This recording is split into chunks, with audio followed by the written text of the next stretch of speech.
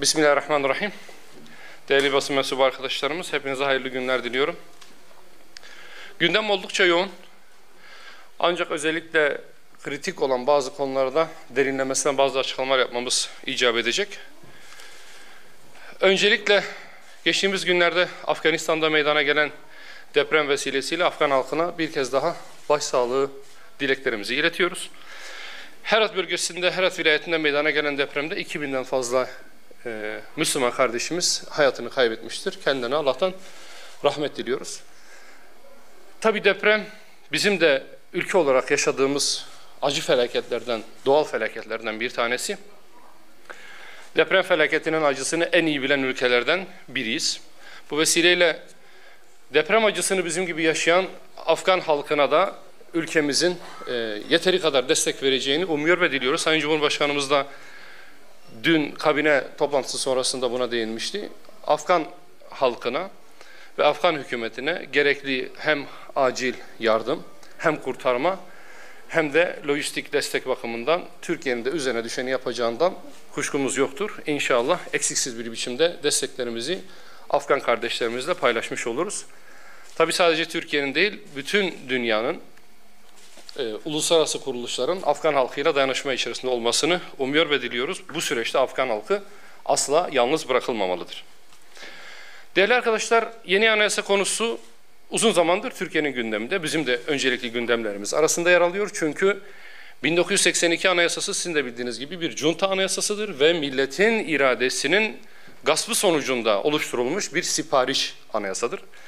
Hiçbir biçimde Türkiye'yi oluşturan halkların iradesini yansıtan bir anayasa değildir. Her ne kadar geçmişte 26 kez değişikliğe uğramış olsa da özü itibariyle, felsefesi itibariyle ve ruhu itibariyle halen cari bir anayasadır. Türkiye'nin bu anayasadan bir an önce kurtulması gerekmektedir. Bize göre bir anayasa milletin kimliğidir. Milleti oluşturan farklı etnisitelerin, farklı inançların kendilerini bulabilecekleri, ifade edebilecekleri bir zeminde oluşturulabilecek bir metin olması gerekiyor. Çünkü zira herkesin de bildiği gibi anayasa toplumsal bir sözleşmedir.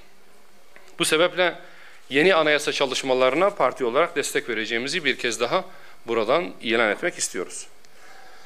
Değerli basın mensupları, bir haftaya yakın bir süredir Filistin gündemiyle yatıp kalkıyoruz. Siyonist çetenin 10 yıllar boyunca gerçekleştirdiği işgal, soykırım ve insanlık suçlarının bir neticesi olarak halen bu sorun maalesef gündemimizdeki yerini koruyor.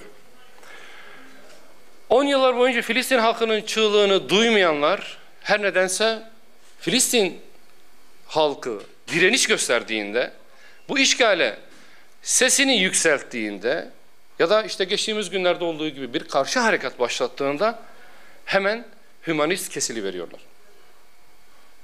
Sahillerde öldürülen çocukların cesetlerini gördükleri halde, her gün, mesela dün gece olduğu gibi, Gazze sivil asker ayrımı gözetmeksizin bombalandığında çocuklar binaların enkazlarından cesetleri çıkarıldıklarını gördükleri halde seslerini çıkarmayanlar, İsrail'e bu terör şebekesine hiçbir biçimde bir kınama mesajı dahi yayınlamayanlar her nedense Filistinli kardeşlerimiz direnişe geçtiğinde insanlıklarını hatırlayıveriyorlar. Bu ikiyüzlülüğün artık ifşa edilmesinin zamanı gelmiştir. Zaten geçtiğimiz günlerde de bu ikiyüzlülerin hem içeride hem dışarıdaki açıklamalarıyla kendilerini ortaya koyduklarını hepimiz gördük. Filistin sorunu işgal bitmeyene kadar çözülmeyecektir. Filistinli kardeşlerimiz hem işgal edilmiş topraklarını muhafaza için uğraşıyorlar, mücadele veriyorlar, hem de ilk kıblemiz olan Mescid-i Aksa'nın kutsiyetini müdafaa ediyorlar. Dolayısıyla sadece Filistinlilerin bir meselesi değil, Mescid-i Aksa alelade bir toprak parçası hiç değil. Filistinli kardeşlerimiz aynı zamanda bizim de izzetimizi ve şerefimizi ve manevi değerlerimizi ve kutsiyetlerimizi muhafaza ediyorlar. Bu bakımdan asla ve kat'a desteksiz bırakılmamaları gerekiyor. hiçbir ölçüde Siyonist rejimle Filistin hükümetinin ya da Filistinli direniş güçlerinin eşit zeminde görülmesi kabul edilemez. Bunun eşit görülmesi adalete de aykırıdır. Bölgemiz huzur ve barışa her zaman muhtaçtır. Ama adalet zemininde olmayan bir huzur ve barıştan da söz etmek mümkün değil. Eğer huzur ve barış istiyorsak evvel emirde adaleti savunmamız gerekiyor. Adalet de Siyonist işgalci çetenin işgal ettiği topraklardan defolup gitmesiyle mümkün olabilir. Maalesef 10 yıllardır türlü türlü imkansızlıklarla, türlü türlü mahrumiyetlerle kendini müdafaa eden ve kısmen de zaman zaman bölge devletlerinin de çok da etkili olmasa da yardımlarıyla ayakta kalmaya çalışan Filistin halkının bu süreçte asla yalnız bırakılmaması gerekiyor.